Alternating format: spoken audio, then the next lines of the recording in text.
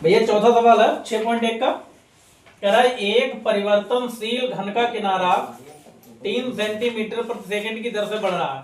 घन का किनारा बढ़ रहा है, घन का किनारा ए से लिखेंगे तो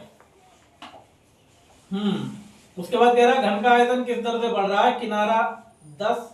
तो यहां पर लिख लो, माना जो घन का किनारा है आपका, किनारा ए है, तो यहां पर आपका हो जाएगा dA/dt। ये आपका दे रखा है किताब में 3 सेंटीमीटर प्रति सेकंड।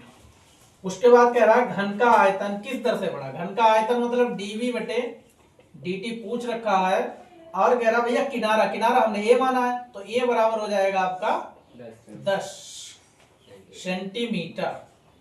अब ध्यान से समझो, तो ये आपका कह रहा घन का आयतन, तो यहां पर लिखना है घन का आयतन। आयतन क्या होता है भैया, ए क्यूब होता है। किताब रख देते हैं ठीक। घन का आयतन जो होता है वो भैया आपका ए क्यूब होता है, और इसको हम लिखते हैं वी से। अब यहां पर टी के सापेक्ष अवकलन कर लो। अवकलन करने पर तो भैया dv जो है ये हो जाएगा dV/dt, और इसको पहले चाहो तो लिख लो ए क्यूब को, तो ये हो जाएगा 3a², और फिर हम करेंगे ए का, तो ए का हो जाएगा आपका dA/dt। तो ये किसके बराबर चल रहा है, dV/dt के। तो अब क्या करना है, यहां पर dA/dt की वैल्यू रख दो, dt का मान रखने पर तो ये आपका हो जाएगा dV/dt 3a², और ये आया है आपका dA/dt कितना 3, तो ये हो जाएगा 3 3 9 a²। अब a का भी मान रखना है, तो dV/dt चाहो तो यहाँ पर भी रख सकते थे, लेकिन यहाँ पर रख लो, कोई दिक्कत वाली बात नहीं। ये बराबर है 10, तो ये आपका हो जाएगा 9, और a की जगह पर 10, अगर स्क्वायर है तो स्क्वायर, तो 9 10 का वर्ग होता है 100, और 9 की गुणा 100 में करेंगे तो हो जाएगा 900। ये आपका हो गया आंसर। ठीक भैया।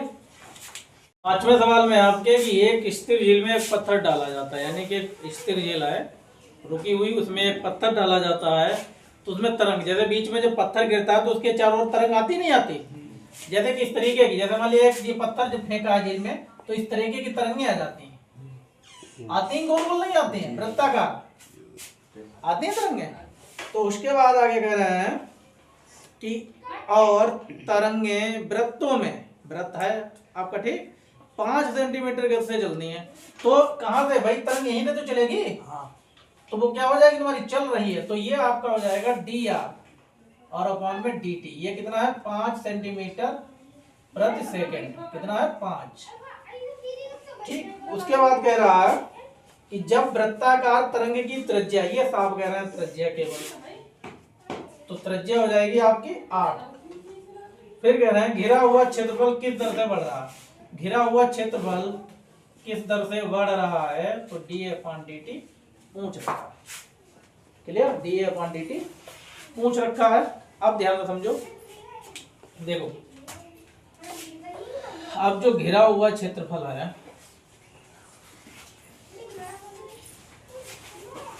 या वृत्त का क्षेत्रफल, तो ये होता है πr²। तो ये आपका हो जाएगा, इसको ऐसे लिखते हैं πr², तो d इसका क्या नाम, t के सापेक्ष अवकलन कर दो, t के सापेक्ष अवकलन करने पर, अवकलन करने पर तो a का हो जाएगा dA/dt बराबर, पाई को बाहर कर लो, ये हो जाएगा dA/dt r² का करेंगे, तो ये आपका हो जाएगा पाई, r² का होगा 2r, फिर r का करेंगे dr/dt। तो यहाँ पे क्या करो, dA/dt पाई गुणे 2r, dr/dt की वैल्यू रख दो, dr/dt की वैल्यू रखेंगे 5, तो ये आपका हो जाएगा dA/dt, तो 2 पंजे 10 हो जाएगा, 10 पाई r। r की भी वैल्यू दे रखी है, ठीक, r रख दो, r बराबर है 10, तो ये 10 गुणे पाई गुणे 10, यहाँ पर भी वैल्यू रख सकते हैं, आर की कोई दिक्कत वाली बात नहीं है। 8 है भैया, आर की वैल्यू 10 नहीं है, 8 है। ठीक, तो यहाँ पर क्या हो जाएगा आपका 10 और 8 की गुणा 80 हो जाएगा। 10 अट्ठे होता है 80 और पाई, ये आपका आंसर हो जाएगा। यहाँ पर भी भैया 8 होगा, यहाँ पर 10 नहीं होगा, 8 होगा। ठीक, चालू 6 नंबर सवाल आपका। 6 कह रहा है कि एक वृत्त की त्रिज्या 0.7 सेंटीमीटर प्रति सेकेंड की दर से बढ़ रही है।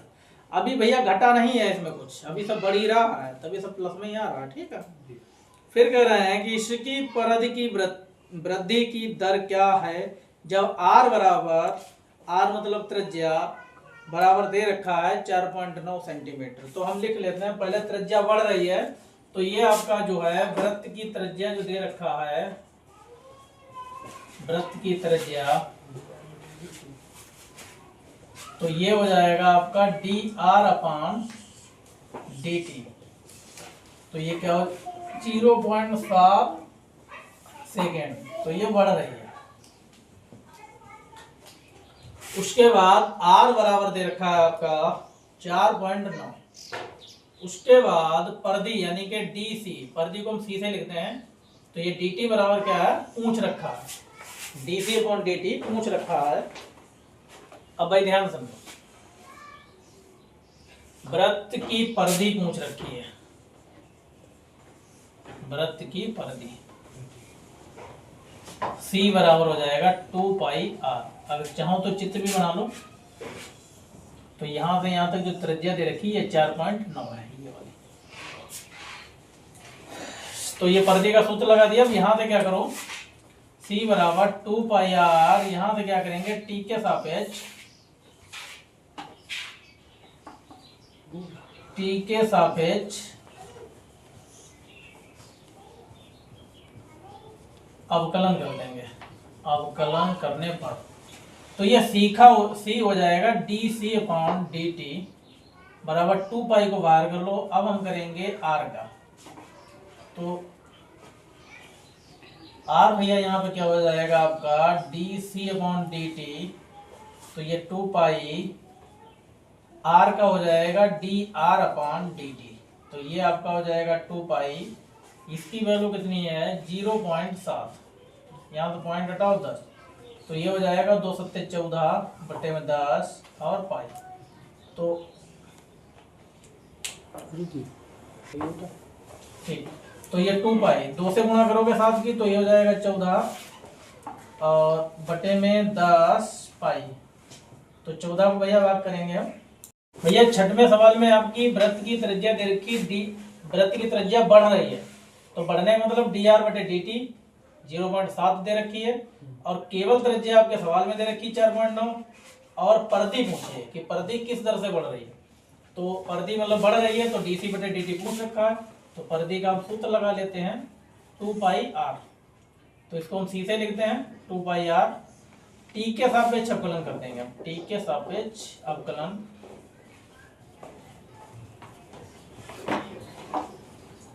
तो ये हो जाएगा dc/dt, 2π को बाहर कर लो, r का ये लिख लो एक बार।